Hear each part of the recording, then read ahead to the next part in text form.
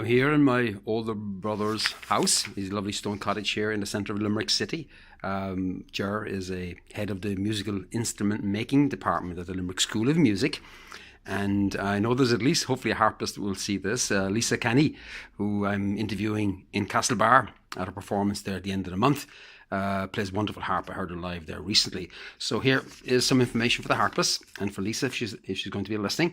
This is an original design copy off of a very rare instrument built in 1890 by MacFall. It's harp number 5 and it was made in Belfast.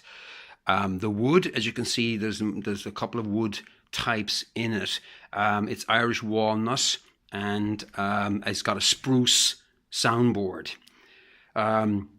It was commissioned for a Franciscan priest back in the 1890s, and one of Gerard's students here in Limerick, a gentleman called Willie Cagney, who was a nephew of that priest, came into possession or inheritance of the original harp. Gerard loved it so much he had to go and make himself a copy, which he did, and that was made here at his house, not in the classroom, back in 2009. So it's about 8 or 9 years old this stage. The Celtic engravings are just incredible. Let me show you a little bit more detail on those here now. So have a look. You got to remember, of course, these are all hand carved, no machine cutting here of these beautiful Celtic patterns. Most of these patterns, if not all of them, are coming, of course, from the Book of Kells.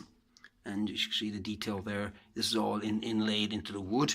And it's got gold leaf. You can see the gold leaf edges there in the design. So it's I don't know how to play it, or else I would try to try a few tunes for you, but it's too complex an instrument for me. I play mandolin, and he's got this gorgeous mandolin here as well. It's like a bass mandolin, and of course he's got our surname right on the top. That's why I want it.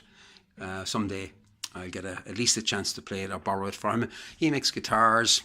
You can see here.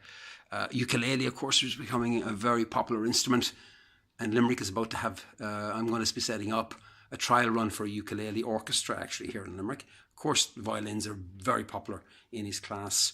A lot of people come there to build their violins, and again, more guitars, and then the large one there. You can see actually a piece of the violin at the early stages of production. That's what you're getting there, and that all has to be planed down by hand to form the violin base itself. So what a collection to have in your home. Every instrument on the wall has been made by himself, and of course I won't be critical of him, of course, because he doesn't play. Maybe that's why he makes himself such a great instrument maker. So again, the harp is what really is probably the standout piece here.